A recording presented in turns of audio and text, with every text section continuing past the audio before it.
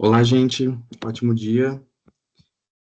Bom, vamos começar a aula, então. Olha, para quem não me conhece, meu nome é Richard. Eu sou aluno do décimo semestre da turma noturna aqui do Unisal. E junto com o João Vitor, que é outro aluno da minha sala, a gente deu início à monitoria de processo civil 1 no semestre passado e a gente está retornando agora para a monitoria do processo civil 2 nesse semestre, certo? Eu acho que todo mundo que está agora nesse semestre já teve acesso aos grupos no WhatsApp de monitoria. A gente já deixou nossos contatos, nossos WhatsApps, mas para quem tiver dúvida é só entrar lá no grupo, pode mandar dúvida lá no grupo mesmo, pode mandar no privado, ou se preferirem, se ficar mais fácil, pode mandar no Instagram. Eu já deixei aqui o arroba do meu Instagram, se alguém preferir entrar em contato por lá, eu vou estar à disposição do mesmo jeito. Bom, nesse semestre, os professores, o Antônio Sávio e o Chacon, começaram a lecionar sobre teoria geral dos recursos, né? Começaram a falar também dos recursos em espécie, apelação, o agravo de instrumento, o recurso ordinário constitucional, embargos de declaração, enfim, já começaram a lecionar sobre esses recursos em espécie e a gente vai estar vendo, então, fazendo uma revisão sobre eles aqui na monitoria, tá? Ontem, o João Vitor já iniciou falando sobre apelação e agravo de instrumento, e eu vou dar sequência falando sobre embargos de declaração e sobre recurso ordinário constitucional, tá certo? A aula está ficando gravada agora no YouTube. Qualquer dúvida que vocês tiverem, gente, pausa o vídeo, manda para a gente no WhatsApp que a gente está à disposição, tá? Não fiquem com dúvidas, não guardem dúvidas para vocês, porque a gente vai estar à disposição para estar respondendo, tá? Então, vamos começar por embargos de declaração. Só um adendo aqui, para a gente fazer uma revisão e a gente conseguir entender melhor o conteúdo. Na jurisdição de primeiro grau, né, no juízo de primeiro grau, a gente tem três tipos de decisões judiciais. A gente tem a sentença, as decisões interlocutórias e os despachos, tá? O que significa cada uma delas? Na sentença, é o que a gente vai ter a tutela definitiva ou não do direito pleiteado pelo autor. Então, numa ação de danos morais, por exemplo, o autor ele vai propor a ação e só na sentença é que ele vai ter a resposta se aquele direito é direito dele ou não, certo? É a decisão final que vai extinguir o processo. A sentença ela vai extinguir o processo acaba com a sentença. As decisões interlocutórias são aquelas decisões que são tomadas ao longo do processo e que não extinguem um processo. Então, por exemplo, nessa mesma ação de danos morais, pode ser que o autor tenha pedido na petição inicial a concessão de gratuidade de justiça. Então, como essa gratuidade ela tem que ser decidida no começo do processo, ela vai ser decidida por uma decisão judicial, obviamente, que é a decisão interlocutória. Por quê? Porque essa decisão ela vai decidir acerca de alguma matéria, mas ela não vai extinguir o processo. Após ela, o processo vai caminhar até a sentença, certo? Então, essas decisões, como, por exemplo, a decisão de concessão ou não de gratuidade de justiça, a gente chama de decisões interlocutórias, tá? E a gente vai ter depois os despachos. Os despachos a gente chama de decisão judicial, mas ele não tem um conteúdo decisório. É como se fosse uma manifestação do juízo para dar andamento ao processo, certo? Então, aqui no despacho, a gente não vai ter o juiz dizendo, olha, eu decido, eu acolho, eu rejeito com base no artigo tal. Não, a gente não vai ter, porque aqui ele não tem um conteúdo decisório. Ele serve apenas para dar andamento no processo.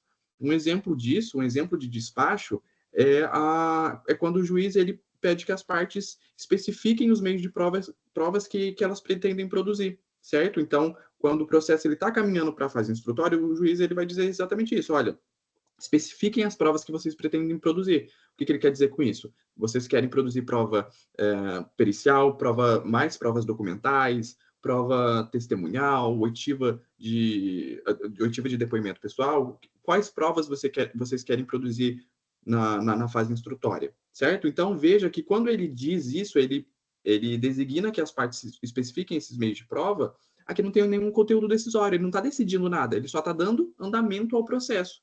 Outro exemplo é quando se tem uma produção de prova pericial e é juntada aos autos.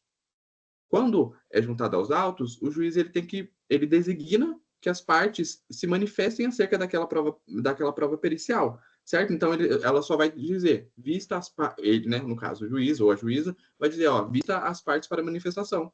Ele não está decidindo nada, ele só está dizendo, ó, se manifestem sobre isso, digam sobre, né? Após analisar, digam o que vocês acham disso, se manifestem nos autos acerca dessa prova pericial. Então não tem nenhum conteúdo decisório, ele não está decidindo nada, certo? Por esse motivo, a gente diz que não é cabível o embargo de declaração contra os despachos por não ter conteúdo decisório.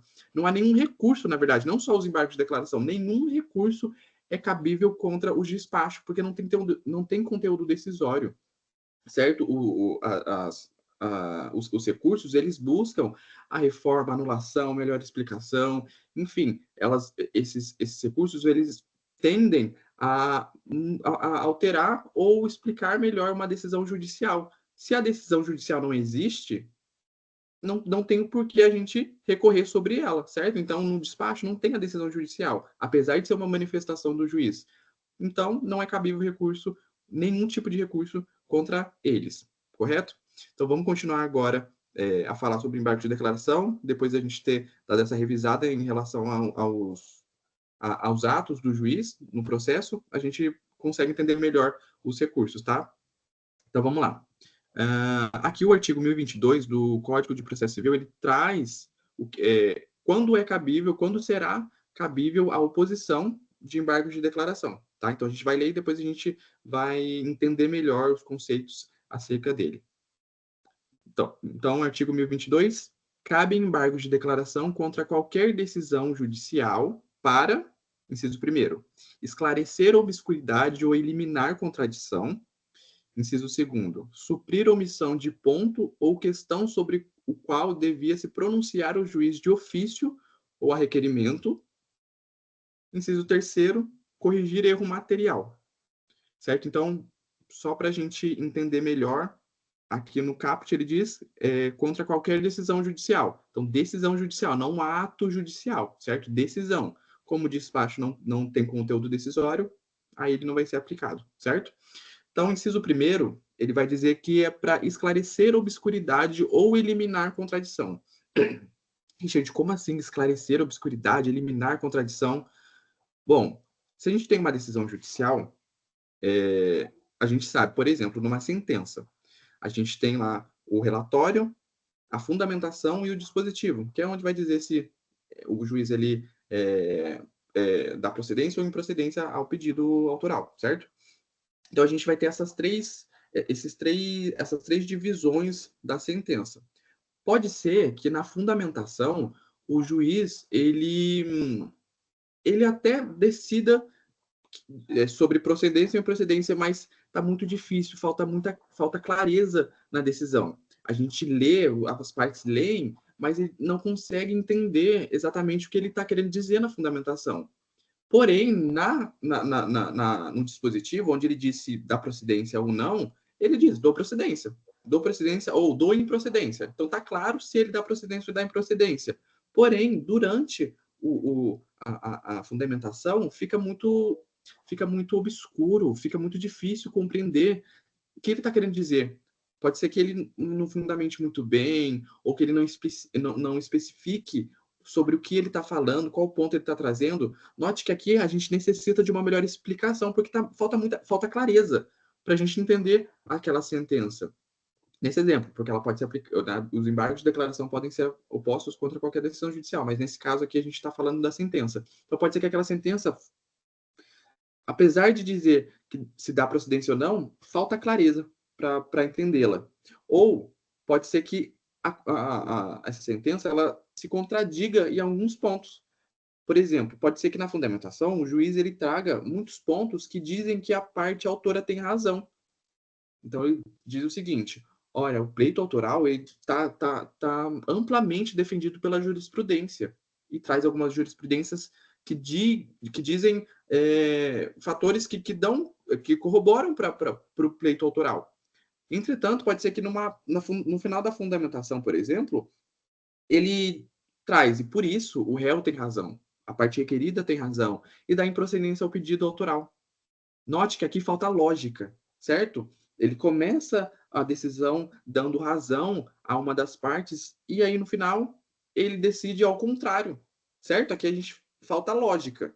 Ou pode ser que ele comece falando na fundamentação que a parte autora tem razão, e no dispositivo dá procedência ao pleito autoral, mas em uma das partes dessa fundamentação, ele, apesar de dizer que a parte autora tem razão, ele traz dispositivos legais, né, a legislação, ou ele traz jurisprudência, a doutrina, dizendo que a parte autora não tem razão.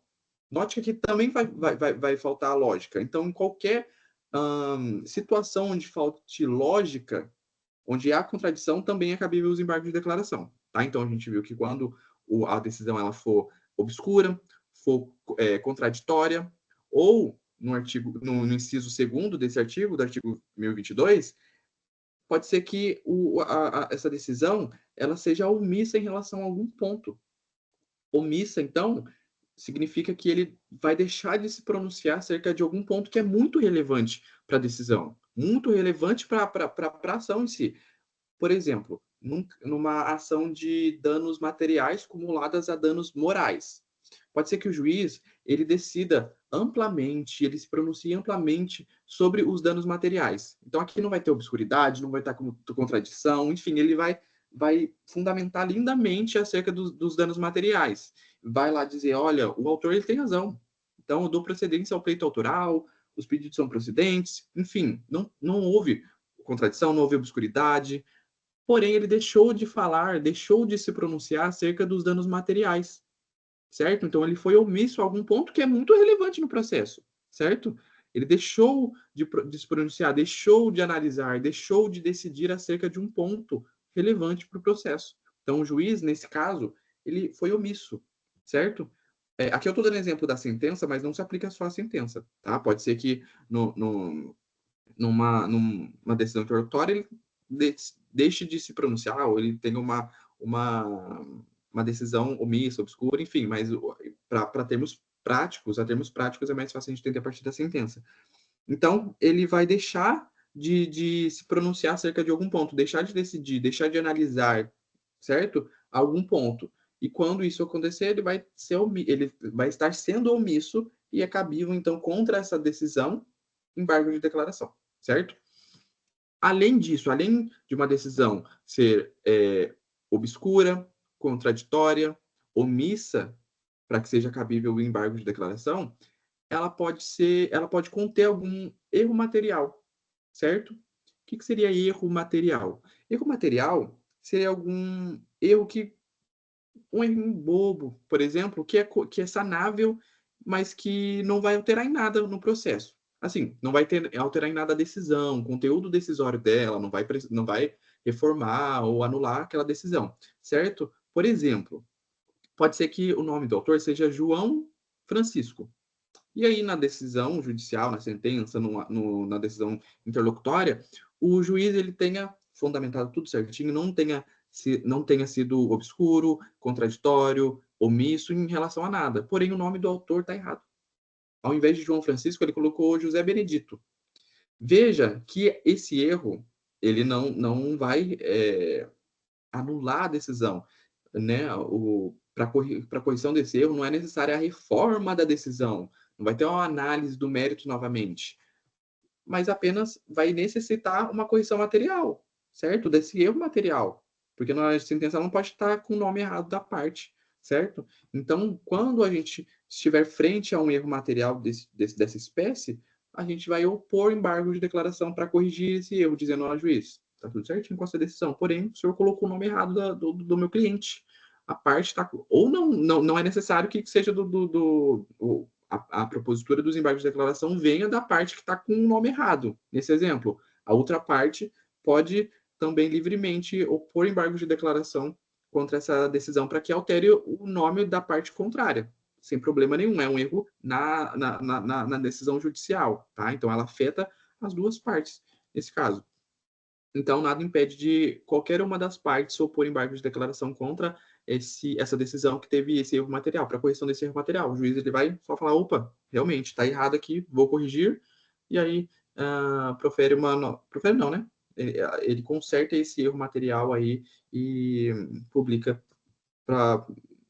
para que a gente tenha tudo certinho, né? Tenha corrigido esse erro material, certo? Então, revisando aqui, os embargos de declaração é um recurso que a gente opõe, o verbo correto do desembargo de declaração é opor, então a gente opõe contra decisões que sejam obscuras, contraditórias, omissas ou que contenham algum erro material, certo? Decisões de qualquer espécie, decisões judiciais, não atos judiciais, decisões judiciais, sentenças, decisões interlocutórias, acórdãos, enfim, qualquer tipo de decisão judicial, certo? Bom, para a gente conseguir entender e finalizar melhor esse assunto, há alguns pontos que a gente precisa analisar, certo? Porque os embargos de declaração são embargos sui generis. A gente costuma chamá-los de sui generis. Sui generis significa que ele é diferente dos outros, porque apesar de ser um recurso, ele não busca reformar ou anular a decisão como os outros recursos. A apelação, a gente busca a reforma ou anulação da sentença, a gente quer mudar a sentença. Não estou satisfeito com a sentença, eu quero mudar. Enfim, qualquer outro recurso, recurso especial, recurso extraordinário, enfim, agravo interno, a gente busca anulação, busca reformar aquela decisão. A gente quer mudar o que o juiz decidiu. Nos embargos de declaração a gente não quer, a gente só quer corrigir a explicação. A gente quer tornar a explicação muito mais ampla, mais acessível, mais clara, certo?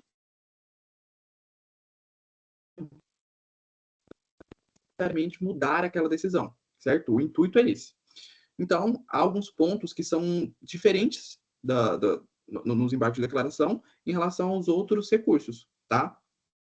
Bom, começando pela legitimidade. A legitimidade já é diferente porque aqui nos embargos de declaração, qualquer das partes pode opor embargo de declaração, independente se a decisão foi favorável ao autor, ao réu, qualquer uma das partes pode opor embargo de declaração. Diferente da apelação. Na apelação, a parte que foi beneficiada, certo? Se não foi uma decisão que deu procedência em parte, uma sentença que deu procedência em parte, então a gente tem aqui as duas partes saindo vitoriosas e perdedoras no mesmo tempo, né?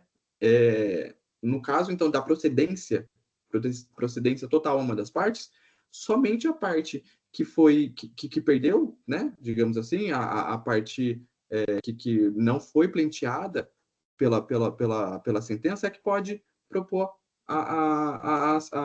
o recurso de apelação, certo? Não cabe a parte que foi vitoriosa na ação propor apelação. A gente não pode recorrer de uma decisão que nos favoreceu, certo?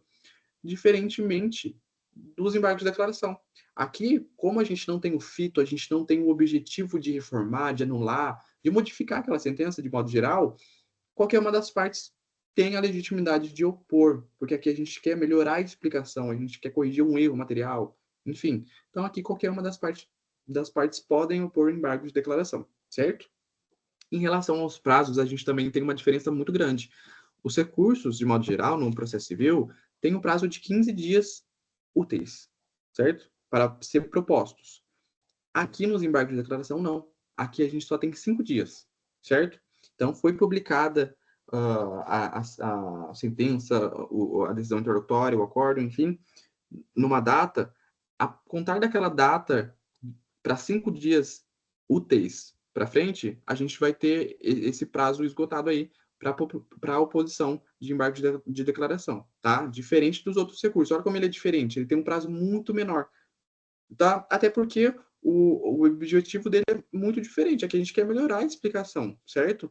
Nos outros recursos, no caso da apelação, por exemplo, a gente precisa reformar, a gente precisa modificar, anular aquela decisão. Então, o intuito é totalmente diferente. A gente precisa se preparar, precisa preparar o fundamento da sua peça, o fundamento da sua apelação, para tentar buscar reformar aquela decisão, modificar aquela decisão. Nos embargos de declaração, não, a gente só quer entender melhor. Então, é lógico ter um prazo menor, certo? Porque aqui a gente não vai precisar montar uma fundamentação super, enfim, não, aqui a gente só quer melhorar a explicação, então é lógico o prazo ser menor, o prazo para a oposição ser menor, tá?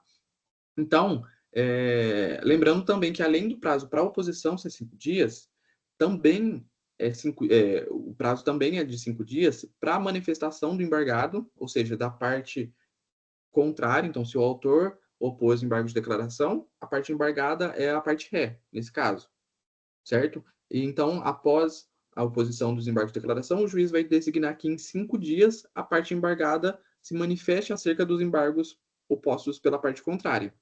E aí, após os embargos, a manifestação da parte embargada, o juiz vai ter 5 dias para julgar aqueles embargos, certo? Então, ele vai ter 5 dias para dizer, opa, realmente, aqui essa minha decisão ela foi omissa. Ah, minha decisão teve um erro material. Não, minha decisão teve uma contradição, certo? Ele vai ter 5 dias para julgar os embargos de declaração opostos contra a sua decisão. Perfeito? E aí, lembra que eu disse que os embargos de declaração são sui generis, ou seja, é diferente dos outros recursos? Por isso mesmo, ele não tem efeito suspensivo. Além dele ser diferente, né, além do motivo dele ser diferente, ele não tem efeito suspensivo porque ele não busca informar aquela decisão, não busca modificar a decisão. Então, não faria sentido ele ter um efeito suspensivo. O que é efeito suspensivo, Richard? A gente lembra? Um efeito suspensivo, ele vai fazer com que os efeitos daquela decisão não sejam materializados, certo? Então, pode ser que numa sentença que determine, né, que designe que a parte ré seja condenada a pagar danos morais à parte autora. Caso a parte a parte sucumbente, a parte, né, que perdeu no processo, ela apele, ela apresente recurso de apelação, ela não vai ser de imediato aqui condenada a pagar os danos morais para a parte autora, porque ela apresentou recurso de apelação. Então, ela vai suspender os efeitos dessa sentença para ter uma análise em segundo grau de jurisdição, certo? Lembrem que efeito suspensivo é isso. O recurso, no caso, ele vai suspender os efeitos daquela decisão, então não vão ser cumpridos as determinações, né? Não vão ser cumpridas as determinações daquela decisão judicial, porque a gente vai ter uma análise no segundo grau de jurisdição, certo? Nos embargos de declaração, isso não ocorre. Por quê? Como eu disse, o intuito fito dos embargos de declaração não é reformar ou anular, modificar a decisão, mas sim deixar ela melhor explicada. Então, a gente já sabe que a parte autora ou a parte ré vai ter alguma obrigação, e assim, já está no dispositivo, a gente já tem, ó, procedente e improcedente. Então, a gente já sabe quem ganhou, quem perdeu, qual parte é sucumbente, qual parte é vencedora. Mas a gente só quer melhorar a explicação, ou seja, os efeitos vão ser o mesmo, a gente só quer ter uma explicação melhor, certo? Então, por esse motivo, não tem lógica a gente suspender os efeitos daquela decisão, porque mesmo após os embargos de declaração, mesmo após o julgamento dos embargos de declaração, o efeito, via de regra, vai ser o mesmo, certo? Ele vai, a parte autora, antes ou depois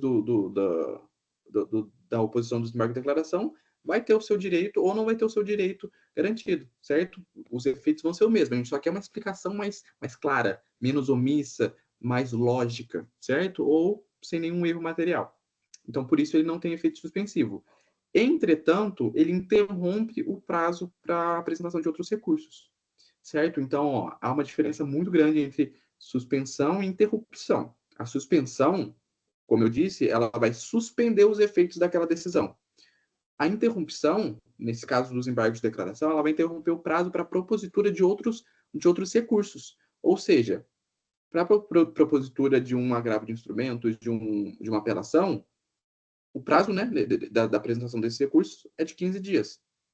Caso seja oposto os embargos de declaração, a gente vai congelar o prazo onde ele está. Então, se foi opostos embargos de declaração no terceiro dia, ele congela ali. Então, até que seja julgado os embargos de declaração, é como se fosse o terceiro dia ainda no prazo para apresentação dos outros recursos, certo? Então, vamos supor que nesse terceiro dia foi oposto o embargo de declaração e demorou 15 dias para ser julgado, para outra parte apresentar. Não, 10 dias. A outra parte apresentou manifestação, o juiz julgou no prazo lá de 10 dias. Então, a gente estava no terceiro dia, congelou, interrompeu o prazo aqui para a propositura de qualquer outro recurso. E aí, esse congelamento pendurou 10 dias, até o final do julgamento do desembarque de declaração. Chegou lá no 10º dia, o juiz julgou lá, acolho ou rejeito o desembarque de declaração. Pronto, já foi julgado. Então, a gente estava no 3º dia para a propositura do recurso correspondente ali naquele momento processual. Julgou, ele desce, descongela. Então, estava no 3º dia, volta a partir do 3º dia. 4º dia, 5º dia, até o 15º dia para a propositura de apelação ou propositura de agravo de instrumento, certo? Ele congelou o prazo onde ele estava. E depois ele dá seguimento aí no prazo para a propositura do recurso correspondente. Então, entendam que os embargos, eles não vão suspender os efeitos da decisão. Ela só vai congelar, vai interromper o prazo para a propositura de demais recursos. Beleza? E aí, a gente tem, dentro dos embargos de declaração, a possibilidade de que esses embargos sejam meramente protelatórios. O que significa meramente protelatórios? Vamos pegar a semântica da palavra. Protelatório. A parte que quer enrolar. Certo? Os embargos de declaração, como a gente viu, eles interrompem o prazo para a propositura de demais recursos. Pode ser, não estou dizendo que é o que acontece sempre, mas pode ser que aquela ação seja muito difícil e a parte sucumbente quer recorrer e precisa, assim, se dedicar ao máximo, fundamentar, assim, brilhantemente para conseguir modificar aquela decisão judicial. E aí, 15 dias não são suficientes para ela. Ela entende que, nossa, 15 dias não vou dar conta de montar uma apelação, de montar um agravo de instrumento que seja aqui tete a tete com a decisão que foi proferida. Então, o que ela faz? Ela opõe o embargo de declaração para ganhar alguns dias aí e ter uma apelação, ter um agravo de instrumento aí muito mais detalhado, muito mais amplo, que seja, assim, digno de estar tete a tete aqui com a decisão. Certo? Então, ela está querendo só enrolar no processo, ela está querendo ganhar alguns dias. Como o embargo de declaração não vai modificar a decisão, não precisa de uma fundamentação tão ampla assim, porque a gente não está buscando a modificação, ele opõe, então, os embargos de declaração e fica lá uns dias montando o seu recurso, sua apelação, o seu agravo de instrumento, que é muito difícil, que ele precisa. Enfim, nesse caso, por exemplo, ele só está querendo enrolar no processo. Ele está querendo protelar o andamento do processo. Ele está querendo dilatar o processo para ganhar alguns dias a seu favor. Nesse caso, se identificado que a parte está opondo embargo meramente protelatório, ela vai ser condenada a pagar multa, certo? E como que o juiz vai identificar que esse embargo é meramente protelatório? Ora, na hora de ler a fundamentação dos embargos de declaração, ele vai ver, olha, essa parte está dizendo que tem obscuridade, uma coisa que está muito clara, certo? O juiz foi omisso em relação ao ponto dos danos morais, só decidiu sobre o dano material. Claro que não. A sentença está óbvia, está clara que tem o julgamento, tem a pronúncia do juiz acerca dos dois pontos. Não tem omissão. O juiz foi obscuro. Não consegui entender. O juiz foi obscuro aqui. Você vai pegar a sentença, está muito clara, não tem dúvida de nada, não tem obscuridade nenhuma. Está muito clara aquela decisão judicial, está muito clara aquela sentença, aquela decisão interlocutória. Então, nesse caso, o juiz ele vai dizer, opa, aqui a gente está diante de um embargo meramente protelatório.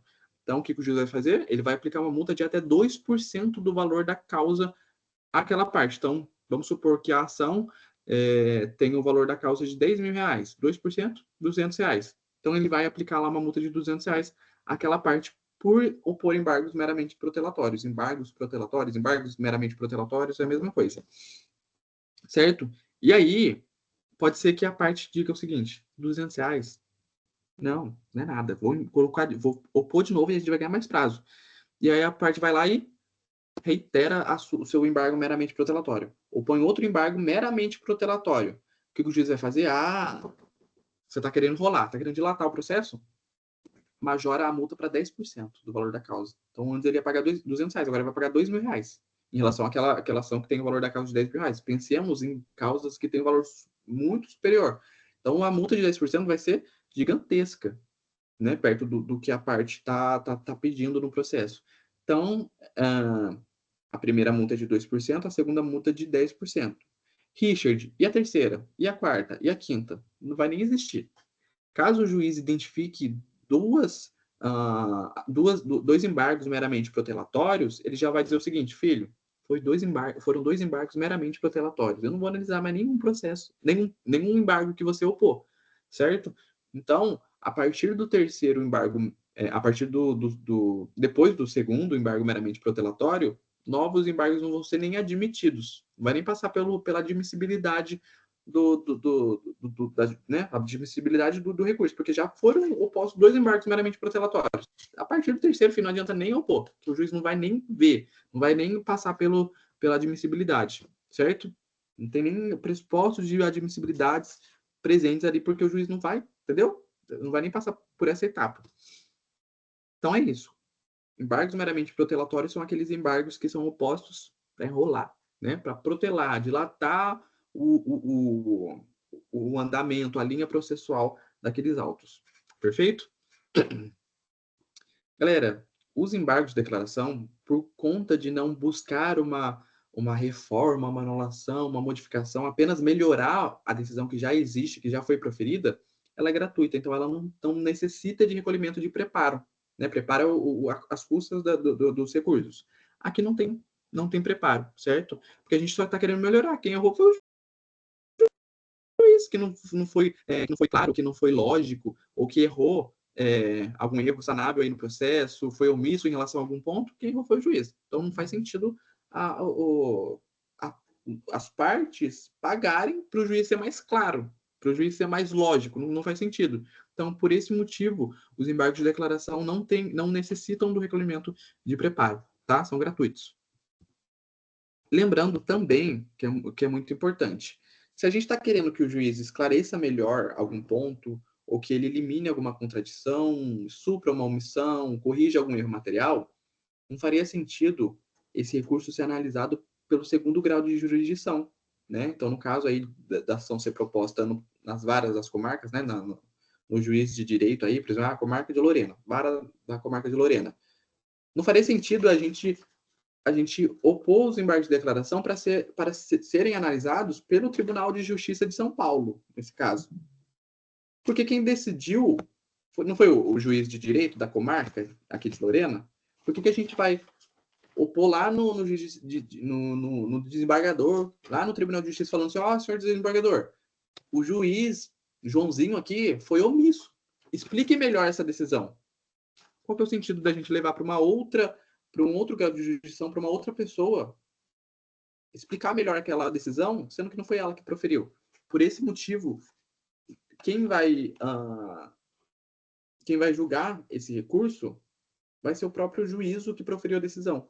Também é um outro ponto que fazem os embargos de declaração serem sui generis, porque nos outros recursos a gente vai levar para um grau de jurisdição superior. Então, se fosse uma apelação, por exemplo, a gente levaria para o Tribunal de Justiça, nesse caso, né? Se fosse uma decisão proferida pelo juiz de direito da vara da comarca de Lorena, a gente levaria para o Tribunal de Justiça de São Paulo e o desembargador iria reanalisar aqueles autos e proferir uma decisão, né? Pode ser coincidente à decisão que foi proferida no primeiro grau ou pode ser diferente. Enfim, ele vai reanalisar aquele mérito. No agravo de instrumento, a mesma coisa. A gente vai levar para o segundo grau de jurisdição e ele vai reanalisar aquela questão. Nos embargos de declaração, não, vai manter aqui no primeiro grau, certo? Então, o próprio juiz que proferiu a decisão vai julgar e vai consertar, digamos assim, aquela decisão, né, que teve algum erro. É isso. E aí, como a gente viu até agora, e a gente viu também durante as aulas, os embargos de declaração não têm o objetivo de modificar uma decisão judicial. A gente quer uma melhor explicação acerca daquela decisão. A gente entende que aquela decisão é procedente, mas a gente quer entender melhor o porquê aquela ação é procedente. Ou a relação é improcedente. Eu entendi, eu perdi, eu fui sucumbente. Porém, eu quero entender melhor o porquê eu fui sucumbente. Esse ponto não está muito claro, não está lógico, não está. Enfim, qualquer uma dessas hipóteses, eu entendi se eu sou sucumbente ou não, se eu sou vencedor ou não, mas eu quero entender melhor, certo? Entretanto, é uma exceção. Aqui, então, no caso, tá? Foge da regra dos embargos de declaração. pode ser que esse ponto que eu busco melhorar a explicação dele, ele faça com que a decisão seja modificada. O intuito não seria isso, o intuito seria eu entender melhor, ter uma melhor explicação. Porém, com essa melhor explicação, ele acaba modificando aquela decisão. Richard, não entendi. Como isso? Se a gente só quer melhorar a explicação, Richard. Pode ser, por exemplo, que o juiz ele tenha sido omisso em relação a algum ponto muito relevante. Como a gente viu aqui no inciso 2º do artigo 1022, suprir omissão de ponto ou questão sobre qual devia se pronunciar o juiz de ofício ou requerimento é uma das causas de oposição de embargo de declaração. O juiz foi omisso e eu quero entender melhor, ele tem que se pronunciar acerca daquele ponto, certo? Porém, pode ser que aquela decisão ela seja... porém, pode ser que no julgamento desses embargos a gente modifique a decisão. Então, por exemplo, pode ser que numa ação que o autor busque ser ressarcido, ser indenizado por danos materiais e morais, o juiz só tenha se decidido acerca dos danos materiais. Ele só falou na decisão sobre embargo, sobre os danos materiais. Ele nada se pronunciou acerca dos danos morais. Então, ele só falou de dano material. Então, no final lá da sentença, por exemplo, ele vai dizer, ó, é procedente. O autor tem razão. Mas ele não falou nada sobre danos morais. Então, a princípio, aquela decisão, aquela sentença, ela foi procedente ao pleito autoral. Foi uma ação procedente. Mas aí, após a sentença, o requerido disse o seguinte: ah, entendi, eu perdi. Mas ele não falou sobre os danos morais. Vou pôr embargo de declaração para entender melhor, para ele se pronunciar acerca dos danos morais. Eu sei que eu perdi, mas eu quero que ele fale sobre danos morais. Aí o juiz fala: realmente, eu não falei dos danos morais. E aí o juiz faz o seguinte: ó, já decidi sobre os danos materiais, deixei de falar sobre os danos morais, mas eu entendo que nesse caso, apesar de ter danos morais, eu não vejo coerente, não vejo pertinente a indenização por danos morais. Acho que não cabe danos morais. Então a decisão vai ser parcialmente procedente. Tá vendo que a parte embargante ela não estava buscando a reforma da decisão, ela estava querendo que o juiz se pronunciasse acerca de um ponto muito relevante no processo. Porém, indiretamente, ele fez com que aquela decisão fosse modificada, porque a decisão antes era procedente, agora é parcialmente procedente. Isso é muito diferente. Na procedência total, a gente vai ter a parte sucumbente ou não sucumbente. Na procedência em parte, a sucumbência é recíproca. Então, as duas partes são sucumbentes e vitoriosas ao mesmo tempo. Né? Em um ponto ela ganhou e outro ponto ela perdeu, e a parte contrária é a mesma coisa. Ah, Richard, mas não muda nada.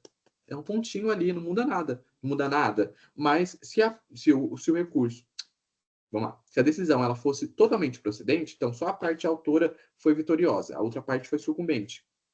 Só quem poderia propor uma apelação, por exemplo, era o réu, nesse caso. Porque ele foi sucumbente totalmente. Ele perdeu a ação.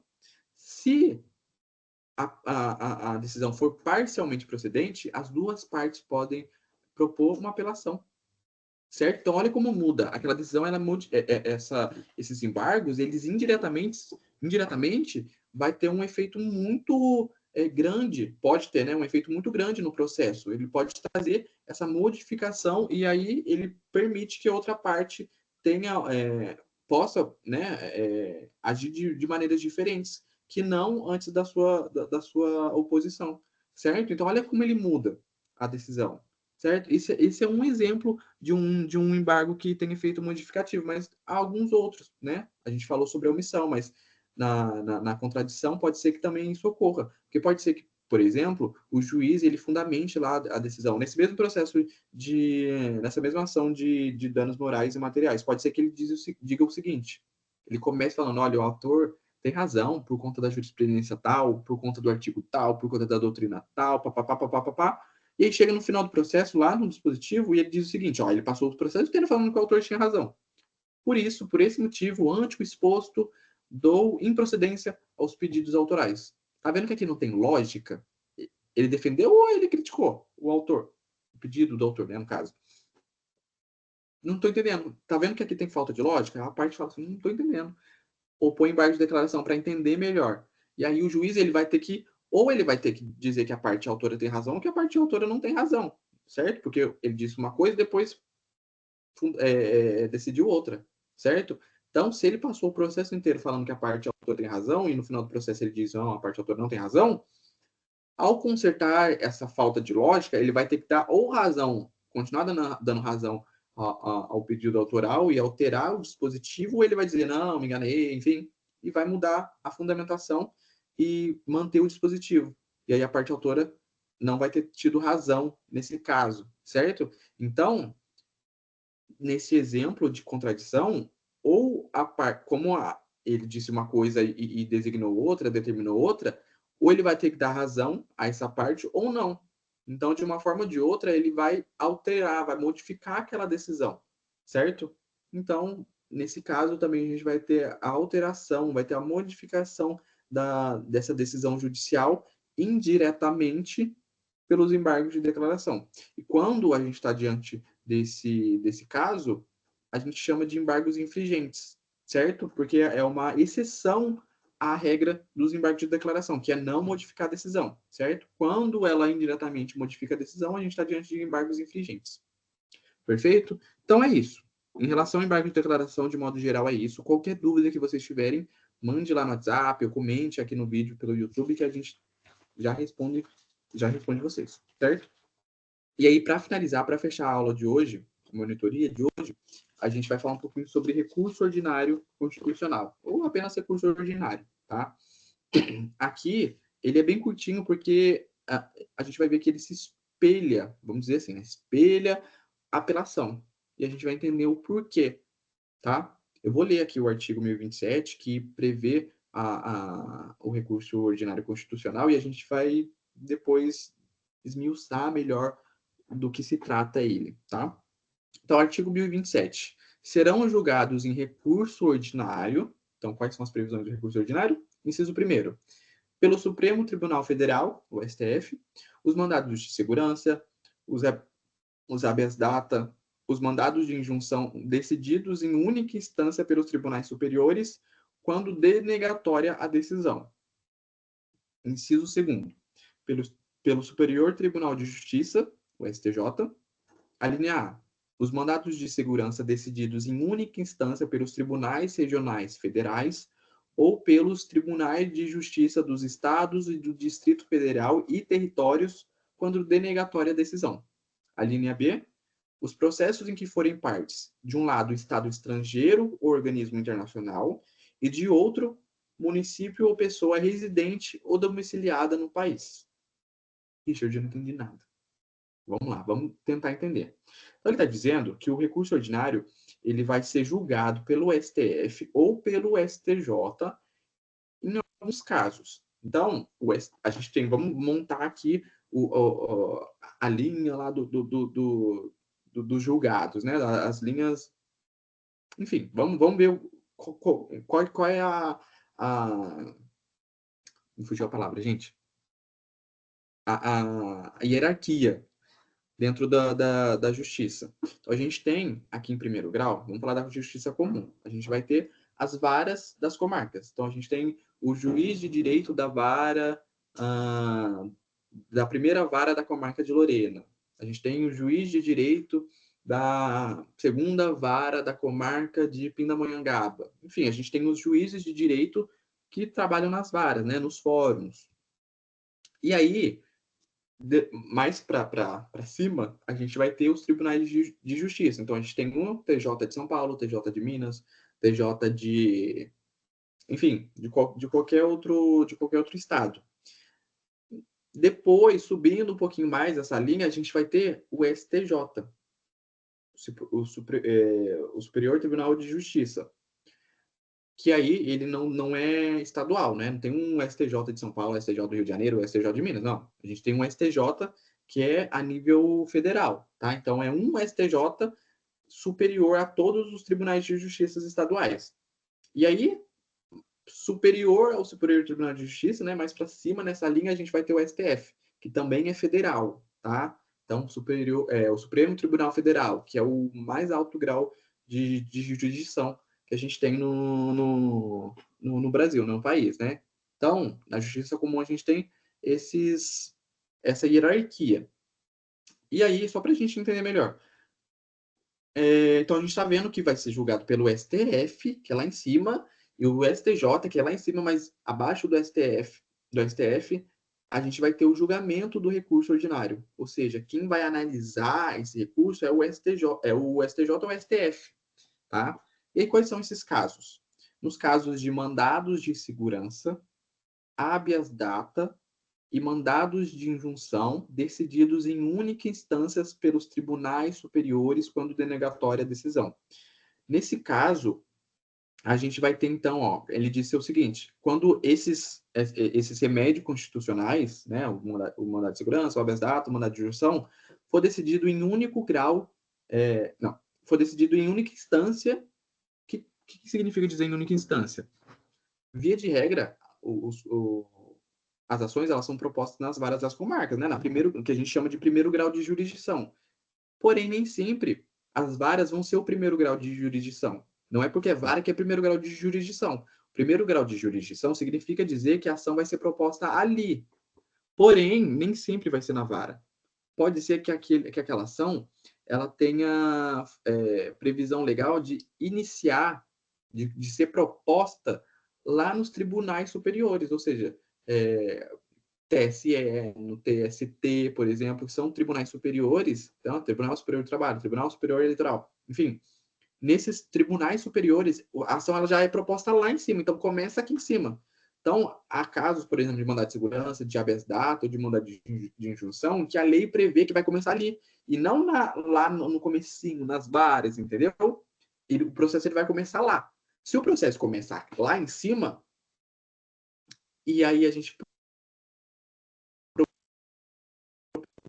superior, certo? Então, nesse caso, no caso de começar, de ação ser proposta aqui, lá em cima, esses tribunais superiores vão ser o primeiro grau de jurisdição dessa ação, certo? Quando a gente propõe um recurso, ele tem que ser analisado num grau superior de jurisdição. Ele tem que ser analisado por um órgão hierarquicamente superior a dessa primeira análise, certo? Então, é por isso que, se proposto em algum tribunal superior, quem vai ter competência para julgar o recurso dessa ação, vai ser o STF, porque é o STF que está aqui, hierarquicamente falando, né, superior a esse tribunal, certo? No inciso segundo, aí a gente fala que é o STF, porque eu dei o exemplo aqui da linha hierárquica da justiça comum, mas a gente tem a justiça especializada, que foi o caso desses tribunais superiores. Então, do TST, a gente vai ter uma hierarquia, né? A hierarquia dele é diferente, certo? Mas segue a mesma linha de raciocínio. Aqui, no caso, por exemplo, da justiça comum, a gente viu que tem o STJ que está hierarquicamente falando, superior aos TJs, aos tribunais de justiça, certo? No caso dos tribunais superiores especializados, então, no caso, por exemplo, do TST, que é o Tribunal Superior do Trabalho, a gente não tem um STJ hierarquicamente superior a ele. O STJ está aqui, tete a tete, certo? Porque são justiças diferentes. Aqui a gente tem a justiça comum e aqui a gente tem a justiça especializada na área trabalhista.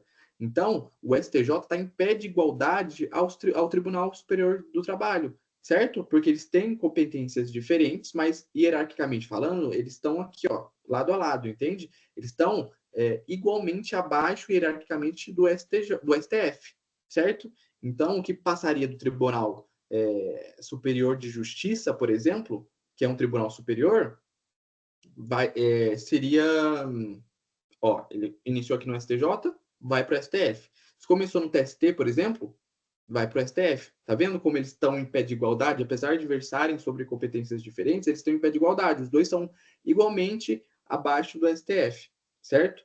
Então, caso uma ação tenha se iniciado em um tribunal superior, né, da justiça especializada, ou seja, proposta no STJ, que também é um tribunal superior, o recurso vai ser levado para o STF, que é o grau de jurisdição hierarquicamente superior a ele, diretamente superior a eles, certo?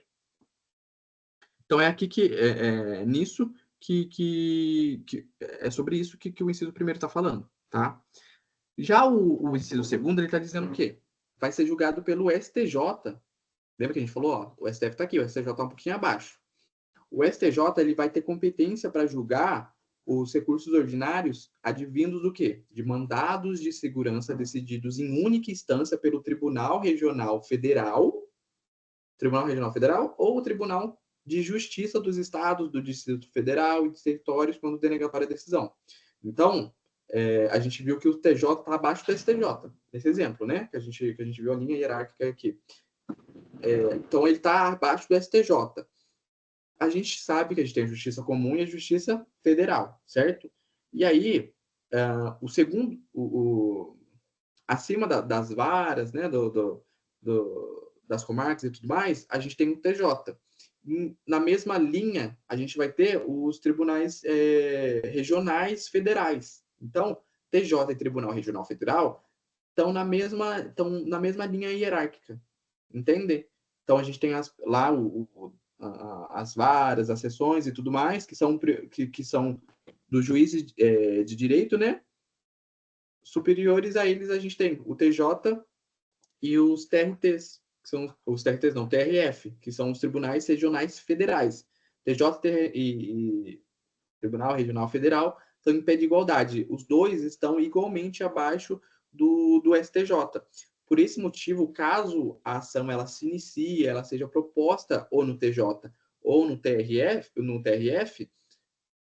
o recurso ordinário que vai ser apresentado contra a decisão proferida por um desses tribunais vai ser julgada, vai ser analisada pelo STJ, que é o tribunal hierárquico diretamente superior, né?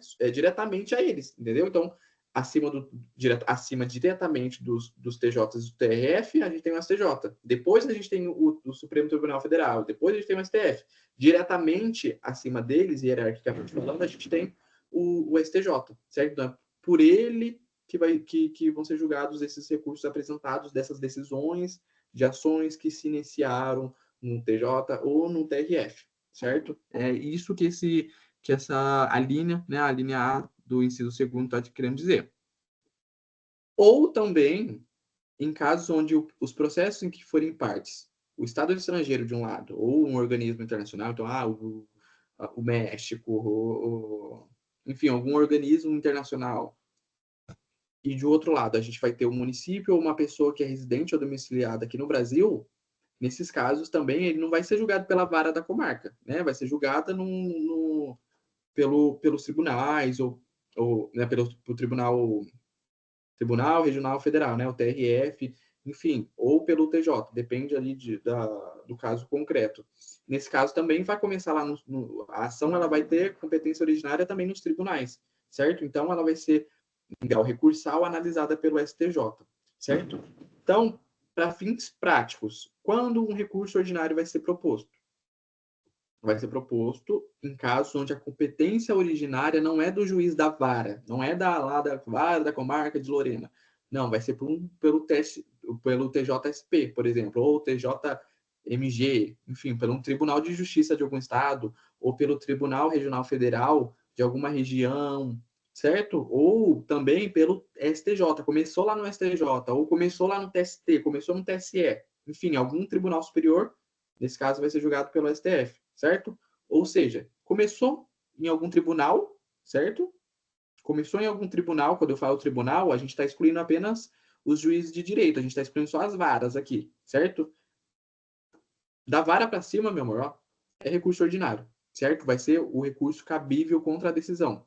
Então, a gente presume, então, falando de uma forma não técnica, que o recurso ordinário constitucional é a apelação proposta quando a competência originária é de algum tribunal, certo? Então, se o TJ de São Paulo eles proferiram um acórdão, tá? E aqui a gente chama de acórdão, a gente não chama de sentença. Sentença é a decisão judicial que põe fim ao processo, em processos que são analisados pelo juiz de direito das varas, tá? Aqui é sentença. Se a gente tiver uma decisão proferida por um tribunal, por exemplo, o Tribunal de Justiça, a gente vai chamar de acórdão, tá? É um acórdão. Muda o nome. É praticamente a mesma coisa, é óbvio que tem as suas especificidades, mas em termos práticos é como se fosse uma sentença mesmo, mas proferida num grau, proferida pelo tribunal, certo? Por algum dos tribunais. Então a gente chama de acórdão, entendeu? É diferente, mas é igual. Enfim, nesse caso, então, quando o tribunal ele proferir esse acórdão, se a gente quiser recorrer desse acórdão, né, desse acordo que extingue o processo, a gente vai propor, então, um recurso ordinário constitucional.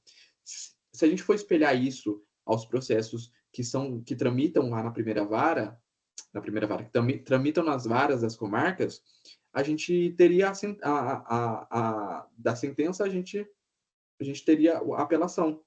Aqui, ó, nos tribunais, a gente tem o acórdão, do acórdão a gente vai recorrer utilizando o recurso ordinário.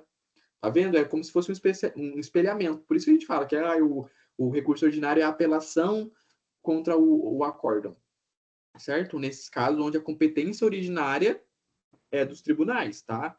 Por exemplo, se a gente tiver uma decisão, uma sentença proferida pelo juiz de direito, e aí a gente recorre para o Tribunal de Justiça, ó, o juiz não foi favorável ao meu pedido, vou recorrer, certo? Recorri lá, apelei, apresentei um recurso de apelação contra essa decisão no TJ de São Paulo, certo? O TJ proferiu um acordo que eu não concordei, vou recorrer de novo, vou apresentar um recurso ordinário? Não, não.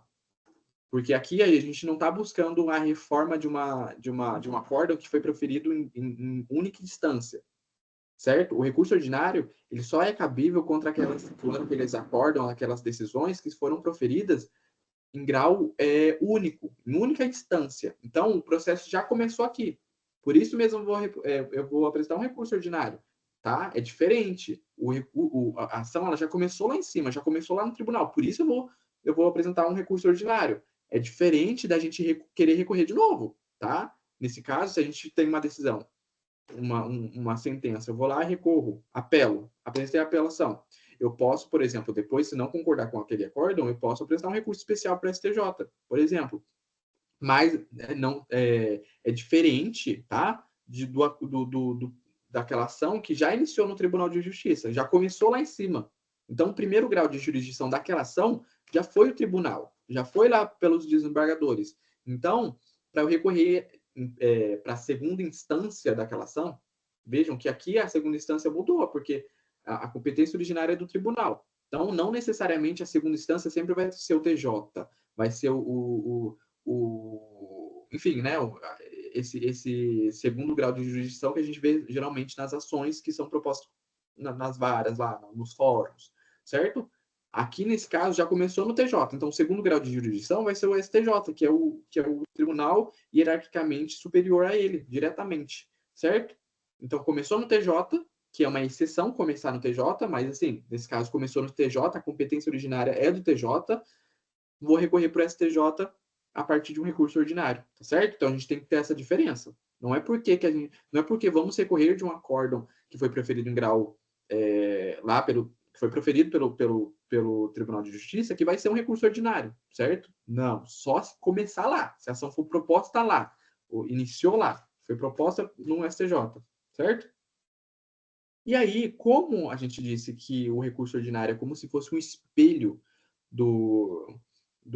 da apelação, até o próprio CPC reconhece isso. Então, todas as regras de processamento aplicado ao recurso de apelação vão ser aplicados ao recurso ordinário. Por exemplo, o prazo, 15 dias, assim como na apelação, certo? A análise, a admissibilidade, enfim, todas as regras de processamento de uma apelação vão se aplicar ao recurso ordinário.